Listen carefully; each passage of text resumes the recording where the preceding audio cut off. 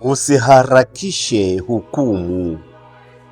Mungu bado anakuza ngano. Mahubiri ya Dominika ya 16 ya mwaka A. Masomo. Somo la kwanza. Kitabu cha Hekima, sura ya 12 aya 13 hadi 19. Somo la pili. Warumi sura ya 8 aya 26 mpaka 27. Injili Mathayo sura ya 13 aya 24 mpaka 43. Kwa jina la Baba na la Mwana na la Roho Mtakatifu. Amina. Tumsifu Yesu Kristo. Karibu sana mpendwa msikilizaji katika Habari Njema Channel. Mimi ni Padre Kajetani Kazi, nami ninakushukuru kwa kuamua kutumia muda wako kutafakari neno la Mungu. Ninaamini kuwa Roho Mtakatifu ana neno muhimu kwa ajili yako.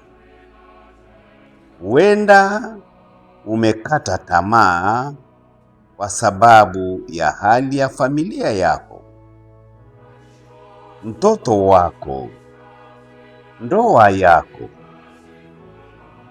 jumuiya yako, na hata kwa sababu umechoka kupambana na udhaifu wako binafsi. Leo Yesu anakuja kukwambia usiharakishe kukata tamaa. Bado ninafanya kazi. Leo ningependa tukumbuke sentensi moja tu. Ukisahau kila kitu, usisahau hii: Mungu hacheleweshi hukumu kwa sababu haoni uovu. Anachelewesha hukumu kwa sababu bado anatafuta wokovu wa wenye dhambi. Utangulizi. Kwa nini Mungu hawaangamizi waovu mara moja? Hili ni swali ambalo limeulizwa kwa karne nyingi. Kwa nini fisadi anaendelea kufanikiwa? Kwa nini mtu anayemuumiza mwingine anaonekana kuishi kwa amani? Kwa nini watu wanaomkufuru Mungu bado wanapumua? Kwa nini Mungu haingilii kati mara moja? Wapo watu wengi ambao hata leo wanasema, kama Mungu yupo kweli, kwa nini hawa watu waovu bado wanaendelea kutesa watu? Masomo ya leo yanajibu swala hilo kwa namna ambayo pengine hatukutegemea. Jibu la Mungu ni kwamba haoni uovu. Jibu la Mungu si kwamba haoni uovu. Si kwamba hana nguvu, si kwamba hana haki. Jibu ni kwamba huruma yake ni kubwa kuliko hasira yake. Ndiyo maana Zaburi inasema, Bwana ni mwenye huruma na neema, si mwepesi wa hasira, ni mwingi wa fadhili. Zaburi ya 103 aya ya 8. Nabii Yoeli anaongeza, yeye ni mwenye neema na huruma, si mwepesi wa hasira, ni mwingi wa rehema. Yoeli sura ya 2 aya 13. Huyo ndiye Mungu mnayemwabudu. Historia ya somo la kwanza. Kitabu cha Hekima kiliandikwa kwa Wayahudi walioishi katika mji mkubwa wa Alexandria nchini Misri karibu miaka 50 kabla ya kuzaliwa kwa Yesu. Alexandria ilikuwa moja ya miji yenye ustaarabu mkubwa duniani. Ilikuwa na maktaba maarufu, wanafalsafa, biashara na tamaduni nyingi za Kigiriki. Wayahudi waliokuwa wanaishi huko walikabiliwa na changamoto kubwa. Waliona watu wasiomcha Mungu wakionekana kufanikiwa kuliko waaminifu. Walianza kujiuliza, je, kweli Mungu anatenda haki?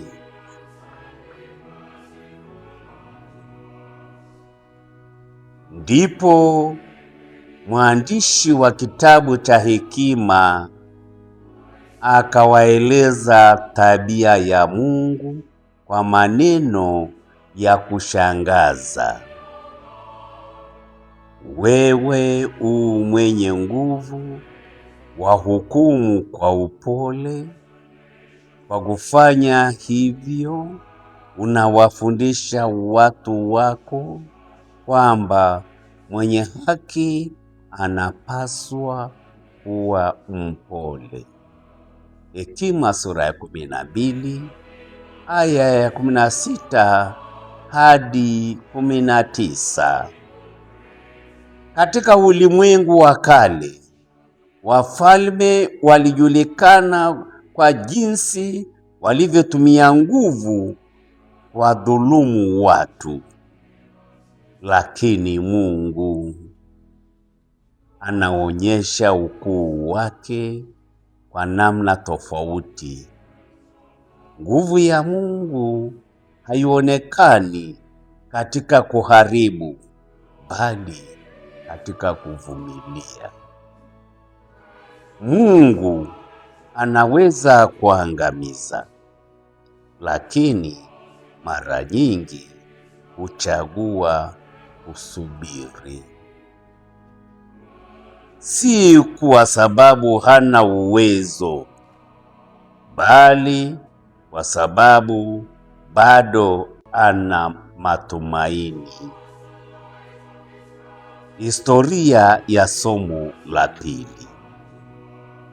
Barua kwa Warumi iliandikwa na Mtume Paulo katika mwaka wa 57 baada ya Kristo, akiwa Korinto. Kanisa la Roma lilikuwa linakabiliwa na changamoto nyingi. Kulikuwa na mateso, hofu na migawanyiko. Wakristo wengi walikuwa wameanza kuchoka. Walikuwa wanaomba lakini hawakuona majibu. Walikuwa wanalia lakini hali haikubadilika.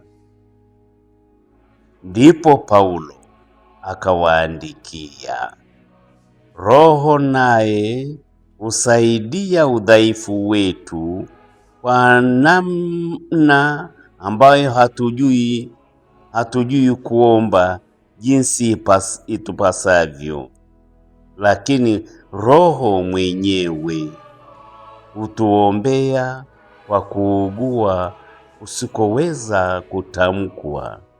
Warumi sura ya 8 aya 26.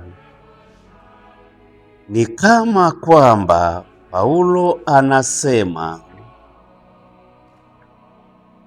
hata unaposhindwa kuomba, Mungu hajakuacha. Kuna siku mtu anashindwa hata kusema Baba yetu. Anachoweza ni kulia. Anachoweza ni kukaa kimya mbele ya Mungu. Habari njema ni kwamba hata ukikosa maneno, Roho Mtakatifu anaendelea kuzungumza kwa niaba yako. Historia ya Injili.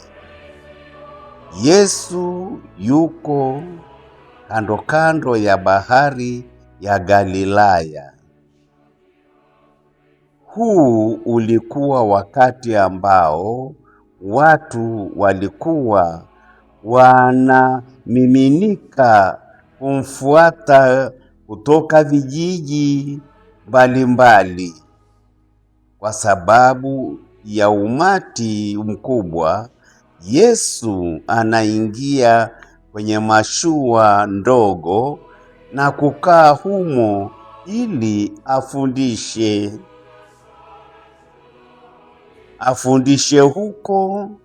huku watu wakiwa ufukweni. Mathayo sura ya 13 inaitwa na wataalamu wengi sura ya mifano ya ufalme wa Mungu.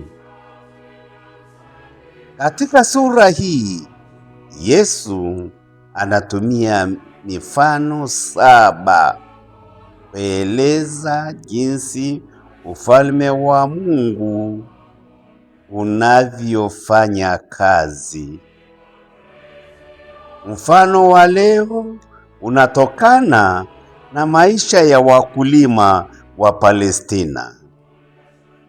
Katika mashamba yao kulikuwa na mmea mmoja uitwao darnel, ambao katika Kiswahili hutafsiriwa kama gugu. Mmea huu ukiwa bado udongoni unafanana sana na ngano. Hata mkulima mwenye uzoefu angeweza kushindwa kutofautisha. Tatizo jingine ni kwamba mizizi ya gugu hujifunga pamoja na mizizi ya ngano. Ukijaribu kung'oa mapema, unaweza kuharibu mazao yote. Ndiyo maana wafanyakazi waliposema, je, twende tukayang'oe? Mathayo sura ya 13 aya ya 28. Mwenye shamba akajibu, je, msije mkang'oa ngano pamoja nayo.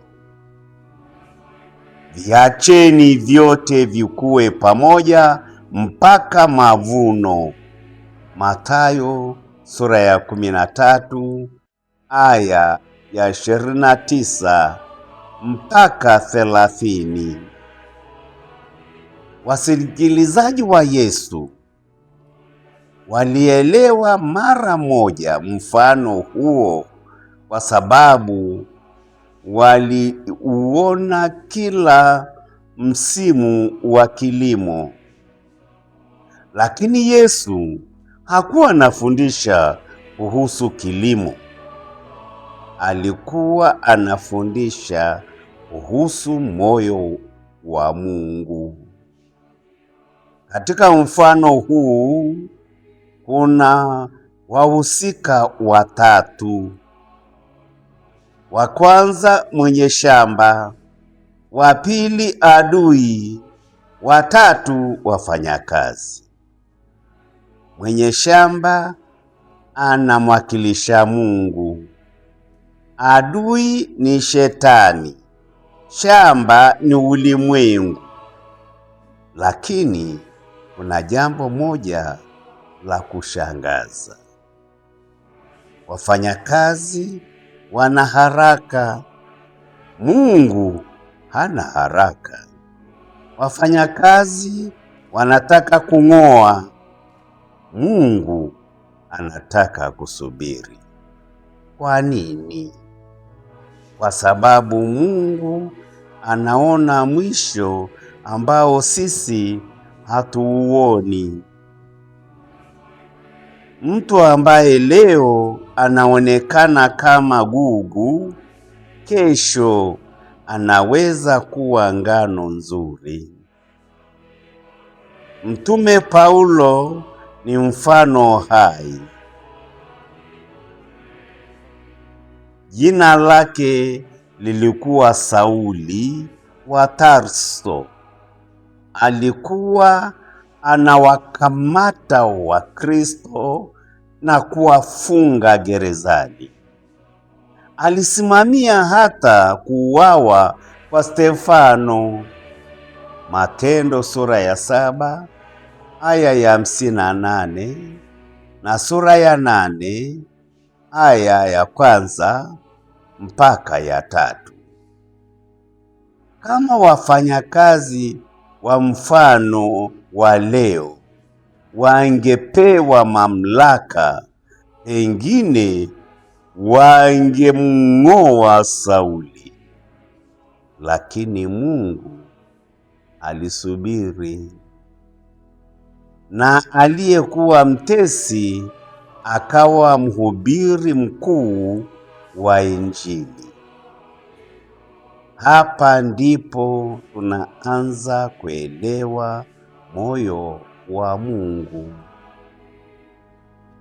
Kwa hiyo tunaona kwamba mwenye shamba hakuruhusu magugu yang'olewe mara moja, si kwa sababu aliyapenda, bali kwa sababu alitaka kuiokoa ngano. Hapo ndipo tunaanza kuona tofauti kati ya jinsi Mungu anavyoona na jinsi sisi tunavyoona. Hapa naomba tufikirie juu ya vitu vitatu muhimu.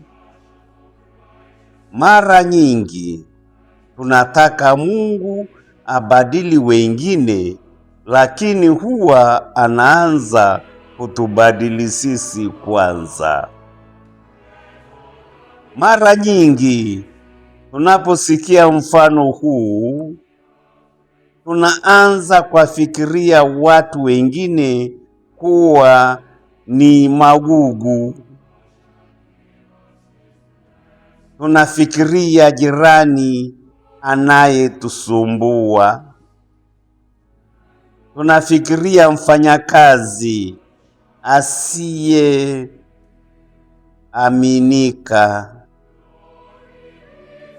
tunafikiria kiongozi fisadi, tunafikiria ndugu aliyetuumiza. Lakini Yesu kwanza anataka tujiulize, je, ndani ya moyo wangu kuna magugu gani?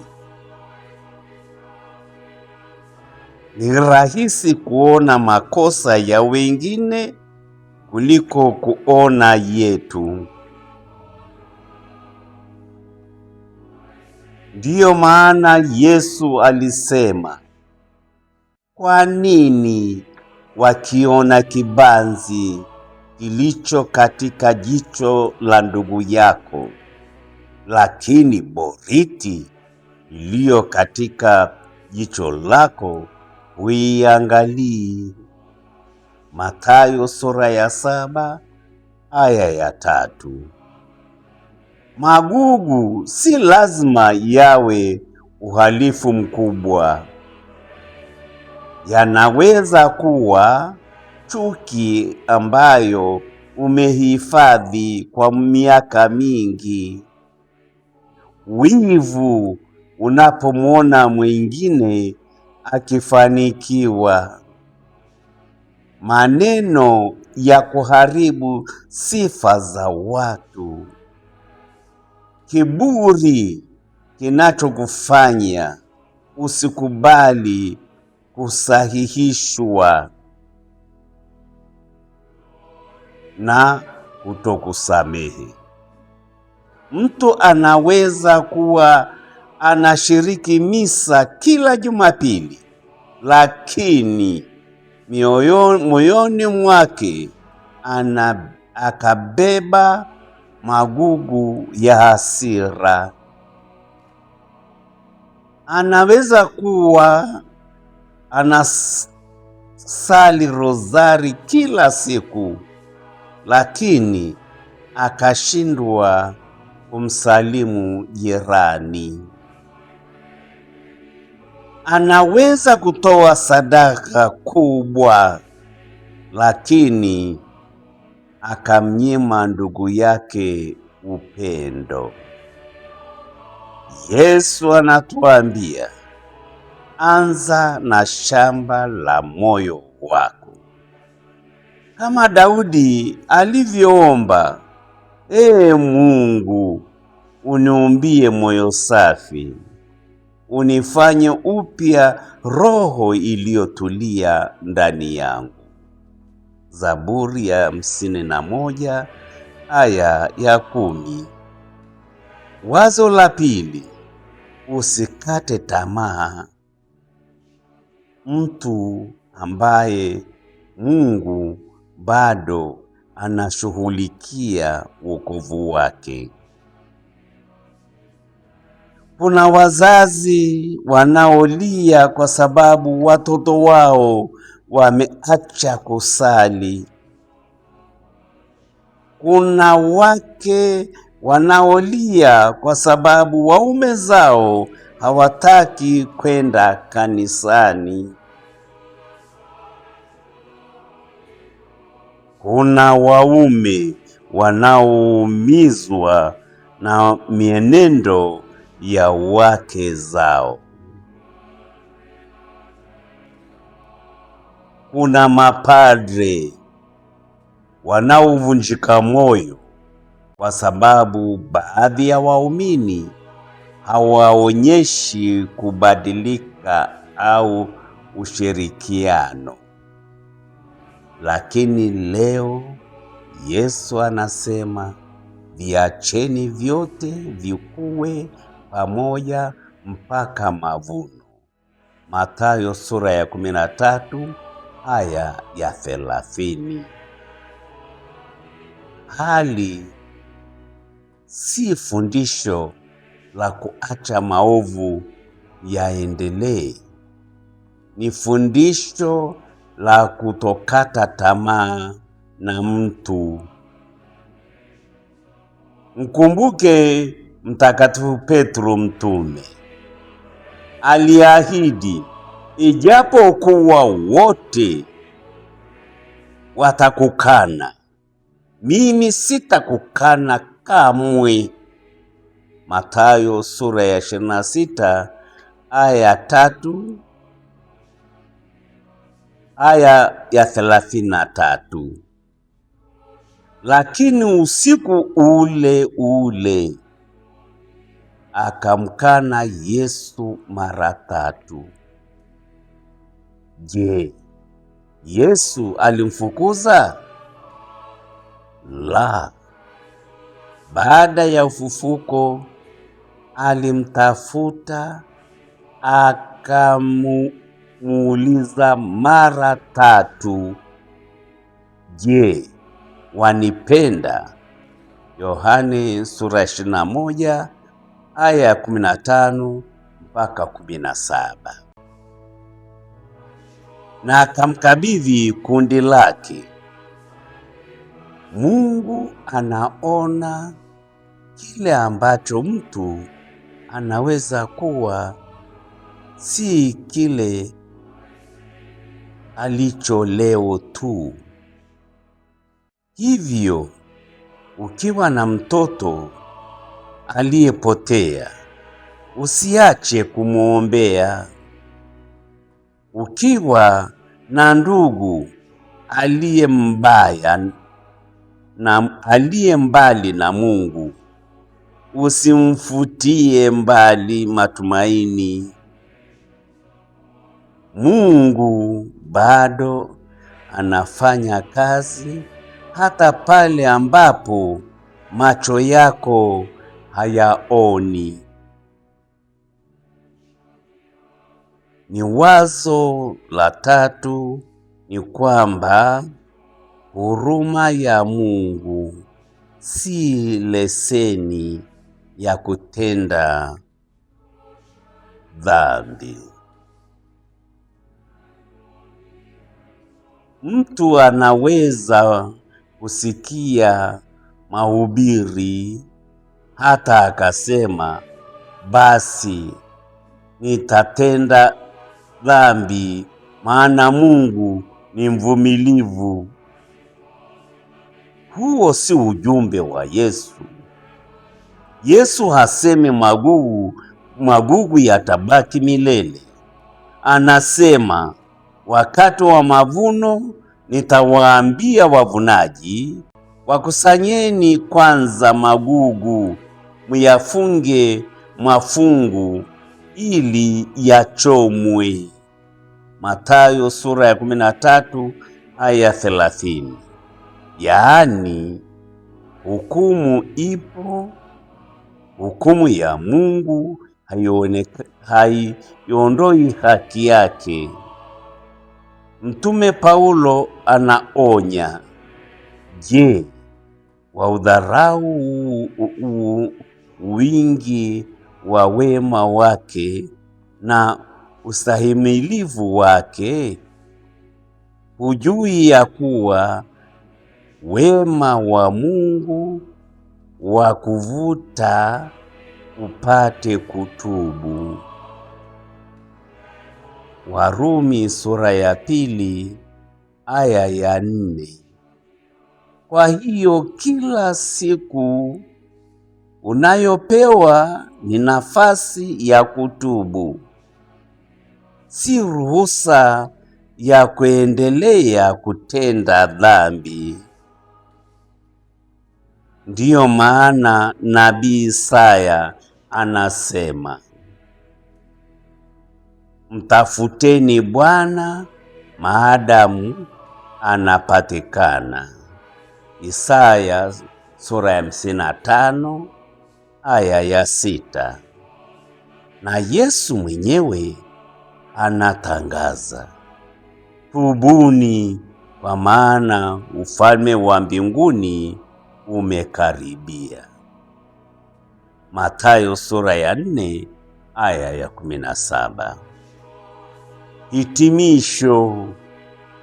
Mungu alikusubiri na kukuvumilia wewe pia. Mpendwa msikilizaji, kabla hatujamlalamikia Mungu kwa kuwavumilia wengine, tukumbuke kwamba alikuvumilia wewe pia. Ni mara ngapi ulimwahidi kuacha dhambi ukarudia tena?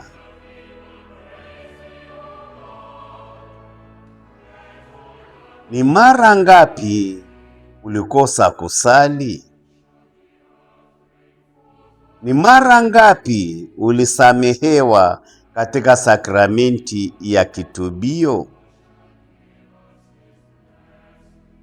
Ni mara ngapi Mungu alikupa nafasi nyingine? Kama Mungu asingekuwa na uvumilivu, ni nani kati yetu angesimama mbele zake?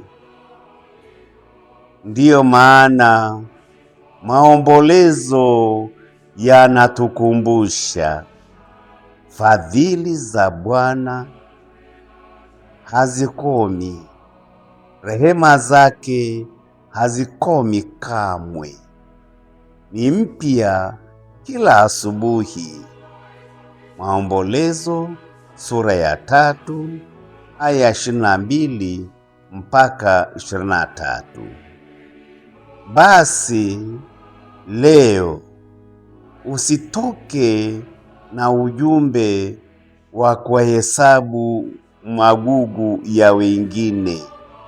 Ondoka na maamuzi ya kumruhusu Mungu ang'oe magugu ndani ya moyo wako.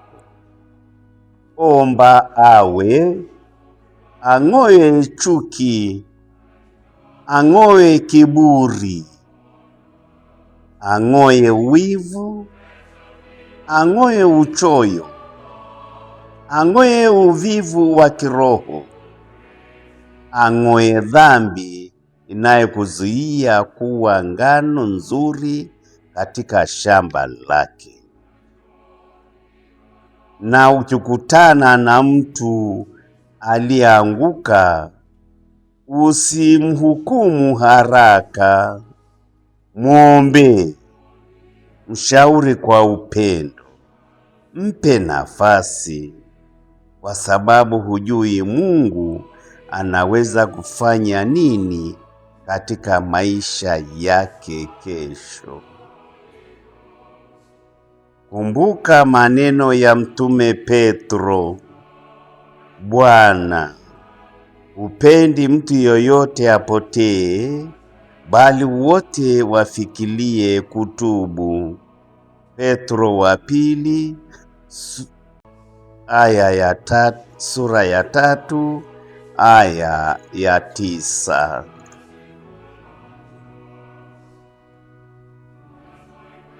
Na maneno ya nabii Ezekieli: Je, mimi hufurahia kufa kwake mtu mwovu?